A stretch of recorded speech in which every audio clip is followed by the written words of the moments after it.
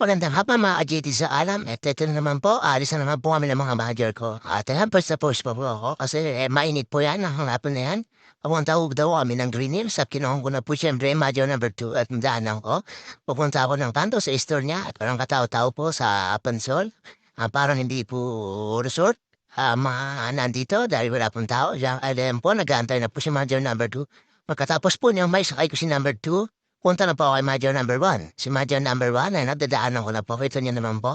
Napakainit po niyan. At siyempre po, pagkadaan ko po kay Manager number 1, punta na po kami ng Green Hills. Tung pa po lalaman na ang Green Hills daw ang punta namin. Magagala kami.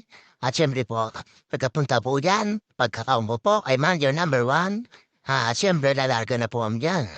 Siyempre, tantay lang, may kusmigos lang, gate isa ka lang. Mag-wait mo lang si Manager number 1. At siyang paglampas po na po yung Manager number 1. At siyempre sumakay na po siya dyan. Dire-diretso na po kami yan. Antay ko lang po si Anton at si Troy dyan para makalakad na po kami. At excuse me po. At siyempre po, nag-expressway po kami. Wala po kaming RFID kaya nagpulot po muna kami. Hindi na po pwede kasi ngayon yung pass to pass. Kailangan na ng RFID at EC2. At siyempre po, may natusan po ako dyan, si Troy. Mato yun po, larga na po kami. At dyan po, siyempre, alam niyo naman po, ang expressway, ang favorite ko daan, at ang skyway. Sa skyway po kasi, hindi nakakabang magmaneho. Pag nakakita po kayo ng mga enforcer, ituturo pa kayo kahit magkamali kayo. Hindi ko kagaya sa baba. Alam mo kung sino umahapang nita, ang mga nasa Maynila. Pare-pares lang naman nung sumasahod sa pera ng mga taong bayan. Hindi ko nga pakisapan ng timana sabi, 1.5 ang huda, eto. Bumaba ako sa may pupuntang EDSA at yan po ang napili ko. Hindi ko akalain na napaka-traffic po ngayon. Yan sa EDSA, tinabot ko po yung hindi naman po rush hour pero napaka-traffic po. Shoutout po sa EDSA. Wala na po tayo magagawa. Napatsyempo lang po tayo ng haba ng traffic yan.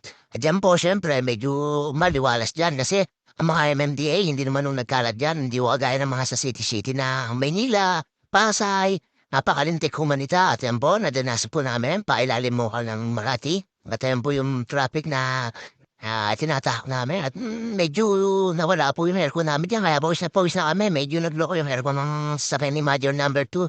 Di ko alam kung bakit bigla na nilang nawala lamig. At ayan po, syempre, dire-diretso lang po ako dyan. Mekos-mekos na po yan at ayan po yung papuntang Green Hills na po yan. Medyo malog na po dyan pero nakaranas po kami ng traffic dyan. Panikaw ko ng tulay papuntang Green Hills, kaliwa lang po at may POE dyan sa kaliwang yan. At siyempre po, pababa po niya ang Green Hills na at pagkalapos po ng way na yan, ang Lasal Green Hills, kakanan po kayo dyan. At pagkanan niyo dyan sa may stoplight na po yan, yan na po yung pinaka-Green Hills. Green Hills Mall at siyempre, pupunta naman po ako sa may parking lot, kaya kumakanan na po ako dyan, hanap na po ako sa parking lot. At siyempre po, ayun na po, malaki na po magbabago ng Green Hills, magtataka na po kayo, puro building, wala na po yung Green Hills na nakalagay sa ibabaw. At ayan po, siyempre, dati po, ikot po kayo para mag-parking ngayon. Andyan na, pagkanan niyo ho dyan. At ayan, kakaliwa na lang po kayo dyan sa building na yan na nasa kaliwa. Yan po yung parking lot naman ng Green Hills. Yan po yung isa sa parking lot ng Green Hills pala. At doon po sa kabila, meron pa rin po. Pero napakalayo na pong ikutin yan. Wala na po yung dating Green Hills na pwede kayong umikot ng sasakyan. Ngayon, hindi mapapalayo na ho kayo ng ikot. At syempre, kakaliwa po ako para sa parking. Nadaan na po ako ng parking dyan. At syempre po, 50 pesos po ang parking dyan. Succeeding 3 hours. At syempre po, magpapalamig lang naman po kami magkakapatid in Major number 1, Major number 2, kaya nandyan at si Anton at si Troy. Syempre po, ayan, kuha po ako ng ticket, tinanong po ako anong plate number, nalimutan ko plate number nung otsi ni Major number 2, at ayan po yung Green Hills. Laki na po na pinagbago. Wala na po yung dati. Siyempre, papakita po ang bida. Hindi mo pwedeng hindi makipapakita bida. Uy, titi, payat ko na. Konting diet pa. At ayan po, dire-diretso na po, Mr. Ayan po yung kasama ko. At siyempre po, papasok na po kami ng mismong Green Hills. At siyempre, ng bida, payat na.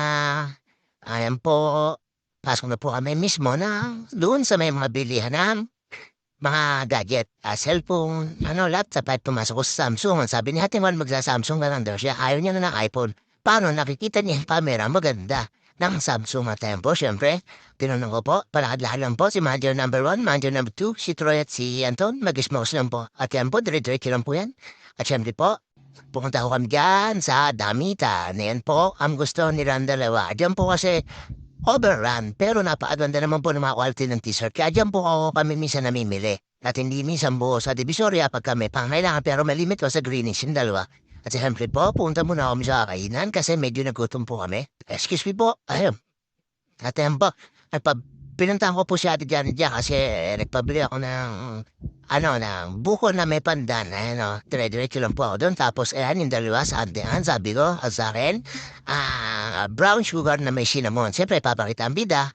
Antions, pika naman. At ayan po, siyempre, napasarap pong tinapay na yan. Siyempre, dire-diretso lang po kami paggala. Ay, ayan po, namili na po siya yung dalawa, Mario. Ayan po, gala-gala, may kusmikos lang. Tornado na yan, may sabi, siyempre magpapakita po, bida, kahit hindi niya mimili, basta ako, pasaya na ako, naggagala at nakakain kami magkakapatid ng sarap at after po na, siyempre. Hindi naman po pwedeng hindi kami dadaan din sa simbahan ng Green Hills. Napakasarap po magsimba dyan. Katatapos lang po ng oras sa rosary nila. Gusto ko magberenda, may merenda ako ng mga matatandalya na para mga atikista at yan po, pasok po sa simbahan. At siyempre po, dyan po magtatapos ang aming pasalamat sa Diyos. Bye-bye mga adyeti sa alam. Sa Green News